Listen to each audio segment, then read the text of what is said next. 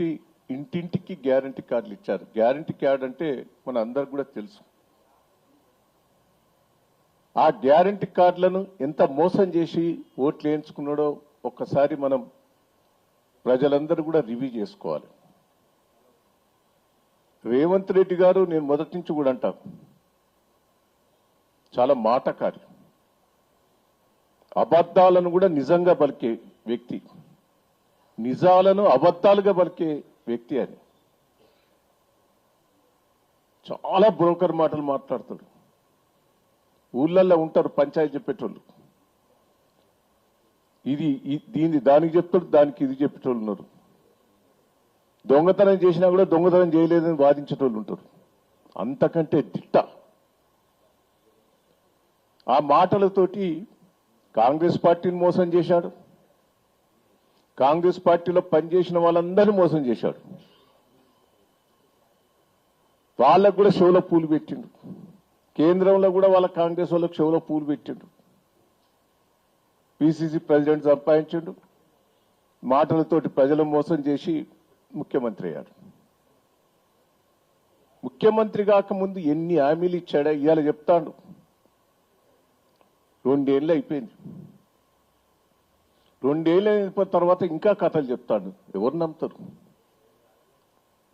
ప్రజలు నమ్మే పరిస్థితి లేరు. ఒక్కొక్కటి మేము కూడా ఆ గ్యారంటీ కార్డులను ఇంటింటికి పంచాం. ప్రజలు పెద్ద కాంగ్రెస్ పార్టీ మీద వ్యతిరేకత, పూర్తిగా వ్యతిరేకత వచ్చింది. ఇంకా తిడతారు కార్డు తీసుకొని. ఒక్కొక్కరికి ఇంటింటికి 2 లక్షల బాకీ పడ్డాడు. ఇప్పటికి నీవు ఇస్తాన్న మాటలతోటి ప్రజలు మోసం పోతే పెన్షన్ భార్యాభర్తలకు ఇస్తా అన్నాడు, ముసలోళ్ళకు బిడ్డకి 2500 ఇస్తా అన్నాడు, స్కూటీ ఇస్తా అన్నాడు, తులం బంగారం వస్తాయి. ఒక్కొక్క లెక్కేసుకుంటారు 2-3 లక్షలు రావాలి.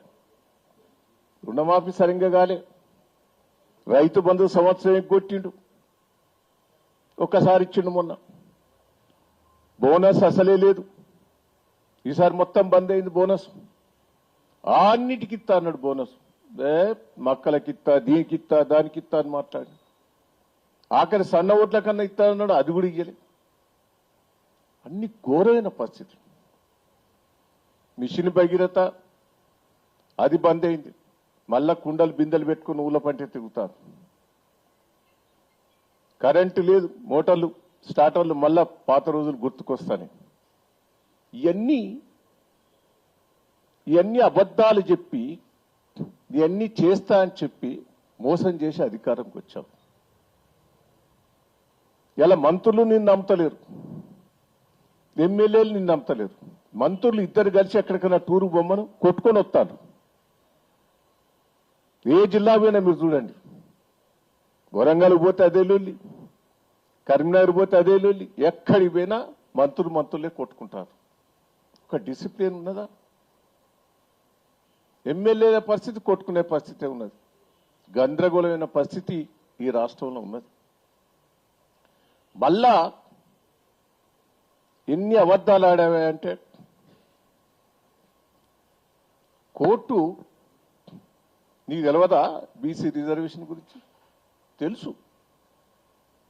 తెలిసి మోసం చేయాలనే బీసీలను మోసం చేయాలనే అదొక డ్రామా. నీకు ఎన్నికలు పెడితే నువ్వు రావని తెలుసు. నీకు స్థానిక ఎన్నికలల్లో ప్రజలు తరివి కొట్టే పరిస్థితి ఉన్నదనే యూరియా బస్తాలతోటి మొత్తం ఊళ్ళల్లో కాంగ్రెస్ పార్టీని తరివి కొట్టే పరిస్థితి వచ్చింది. దానికి ఏదో ఒక డ్రామా చేశావు నువ్వు.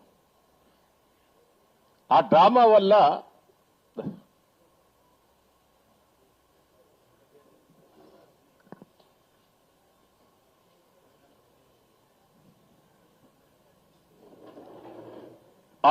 వల్ల ఎంత నష్టపోయాం? నువ్వు స్థానిక ఎన్నికలు పెడితే పెట్టకపోవడం వల్ల ఎంత నష్టపోయాం? తెలంగాణకు కేంద్రం నుంచి ప్రతి నెల 300 కోట్లు వస్తాయి. మన రాష్ట్ర ప్రభుత్వం నుంచి 300 కోట్లు వస్తాయి. ప్రతి గ్రామం లోపల మెయింటెనెన్స్ అంతా కూడా ఈ 2 డబ్బులతోటి మెయింటెనెన్స్ అవుతాయి. ఇవాళ లోకల్ బాడీలు ఎన్నికలు లేవు కాబట్టి మొత్తం పైసలు బంద్ అయినాయి. గ్రామాలల్లా కుప్పలు కుప్పలు కూడా చెత్త చెదారం మిగిలిపోయి తీసే పరిస్థితి లేదు. ఎంప్లాయీస్ కి జీతం ఇచ్చే పరిస్థితి లేదు కార్మికులకు. ఇవన్నీ మోసం చేయలేదా?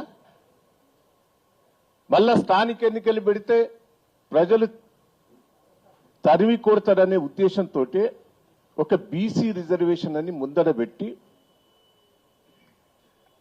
ప్రజలను మోసం చేసేందుకు ప్రయత్నం చేసినావు. మన ఊళ్ళలో ఆ తుపాకి రాముని కథలు ఎట్లుంటాయో ఇలా రేవంత్ రెడ్డి గారి కథలు ఎట్లే ఉన్నాయి. నేను ఒక్కటే చెప్తున్నా, మీరందరూ కూడా నేను బీసీ రిజర్వేషన్ చేస్తే 55 ఏళ్ళు మీకు కేంద్రంలో రాష్ట్రంలో అధికారం ఉన్నారు. మీరు చేయంగా కూడా నొద్దనడా? కేంద్రం ఆమోదం తెలపలే. ఇప్పుడు కేంద్రం ఆమోదం తెలపకుండా జీవో ఇచ్చావు. తెలుసు ఆ జీవో నీకు నిలబడదని.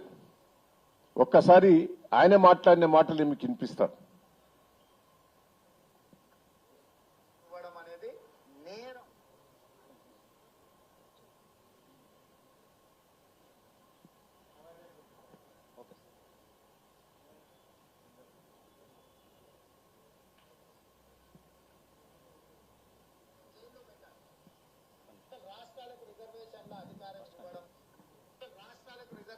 అధికారం ఇవ్వడం అనేది నేరం. అడిగితే జైల్లో పెట్టాలి. అట్లాంటి ప్రశ్నని అట్లాంటిది కావాలని అడిగితే జైల్లో పెట్టాలి. రాష్ట్రాలకు రిజర్వేషన్ల అధికారం ఇవ్వడం అనేది నేరం. అడిగితే జైల్లో పెట్టాలి. అట్లాంటి ప్రశ్నని అట్లాంటిది కావాలని అడిగితే జైల్లో పెట్టాలి. రాష్ట్రాలకు రిజర్వేషన్ల అధికారం ఇవ్వడం అనేది నేరం. అడిగితే జైల్లో పెట్టాలి. అట్లాంటి విన్నరానే ఈ రిజర్వేషన్ గట్ట మొదలు మాట్లాడిన మాట ఆయన. రాష్ట్రానికి అధికారం లేదు, ఎవరన్నా రిజర్వేషన్లు అడిగితే జైలు పెట్టాలని ఎవరన్నారు?